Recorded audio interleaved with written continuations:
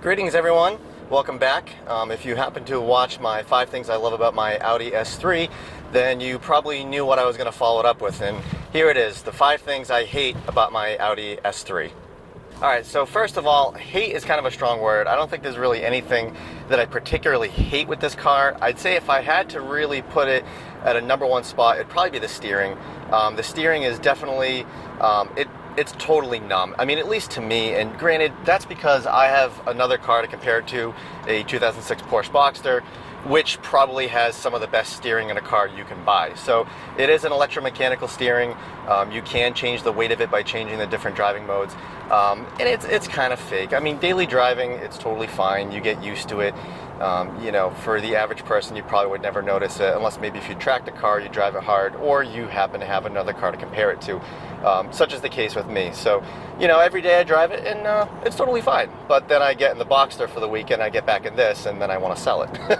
But it's not a deal breaker. I just, you know, if you're going to split hairs, you kind of wish that Audi would have went the extra step and made it a little better. There are electromechanical systems out there that are pretty good. I mean, hell, even my wife's Civic Si, in my opinion, it actually has more feedback, which I think that's probably what really ruins it for me. But, you know, overall, the rest of the car is great, so it's just a kind of a nitpicky thing. Now, the second thing that bothers me about this car is the rain sensing wipers. For some reason, I just have a difficult time with them. I feel like if it's raining consistently, they're okay. But if it's drizzly out, I mean, they don't always tend to work right. The button settings down here, I don't know. Sometimes maybe I'm just a moron and it just doesn't, it's just me. But I think it's a little bit of a funky option. When they work, it's a really cool feature. You're not always messing with the buttons, but then sometimes it's a little finicky. I've also found my wipers tend to make a little bit of noise when they work, and I did have that issue with my Subaru a few years back, and I ended up changing the blades. I might have to do that to this as well. But that's really just kind of the thing that bothers me the most with it. Again, not a huge deal. So the next thing that bothers me with this car is the lack of a memory seat. Now, I mean, you can get into this car for about $42,000. This particular car spec is about $50,000. And I think any car, if it's going to have a power seat, it absolutely should have a memory seat. I mean, what does that cost to add? It's just a stupid button. I don't know why they didn't add it. And frankly, this has a power passenger seat too. Yeah, I could kind of understand maybe if it didn't have that.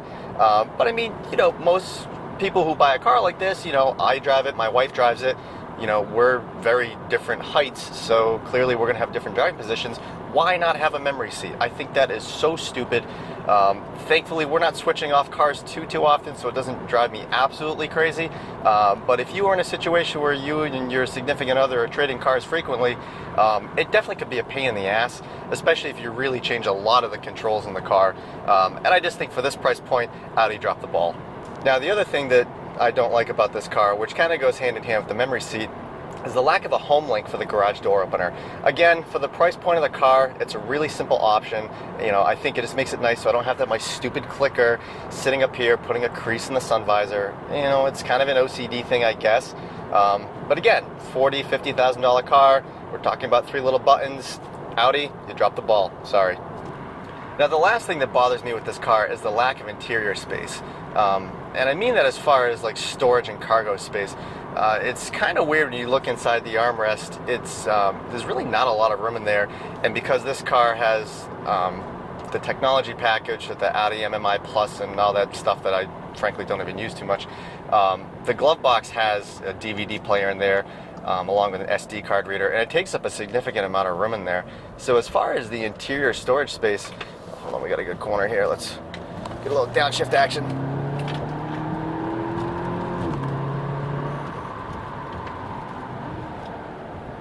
See, this is why I can't vlog like everyone else on the internet, because I just end up driving like an asshole. Alright, sorry about that. So like I was saying, you do have decent door pockets, which is good. Obviously, I'd throw most of my trash in there. The cup holders are pretty adequate, especially for a German car, since German cars traditionally never had good cup holders, because I guess they don't drink in Germany. But yeah, the glove box is kind of small, the armrest is kind of small, so you kind of find yourself running out of room, which I guess for me is good. It keeps me organized. But if you got a lot of stuff you're gonna kind of hide in your car, it can definitely be a little difficult. It's interesting, you know, if you compare to the other cars I've owned, like the Subaru, normal size glove box, normal size armrest. The Boxster, surprisingly for being a convertible, that car has a phenomenal amount of storage. The armrests actually open up on each side. I'll have to get a video of that once I break it out of hibernation. And the glove box is actually pretty decent on it as well. So that's kind of funny. You'd think the convertible with the engine in the middle would have the shitty storage, and that's not the case. I guess it's just the design of this car. You know, it's a little smaller. It kind of forces you to not carry too much crap with you. But again, it's not a huge thing. They're just nitpicky things. Oh, one more thing I forgot to add. So I guess this is going to make the video 6 things I hate about my S3. The headlight washers. I mean, I get it's a German thing. German cars have headlight washers.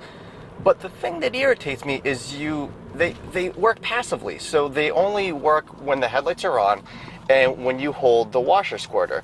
Now, I think that's really, really stupid, because if I'm driving on, say, a summer's night and it's really buggy out and I need to wash my windshield, well, now my headlight squirters come on, and if the car is cleaned, it's disgusting. It absolutely ruins everything.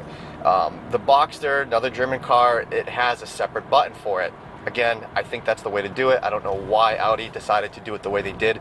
The trick that I found is you have to kind of blip the washer squirter button.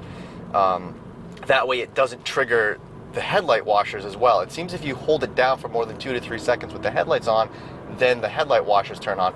So it's kind of this stupid game you have to play. When the headlights are on, you just kind of gently pressing it till a little bit comes out on the windshield, because anymore that's going to completely ruin your clean car.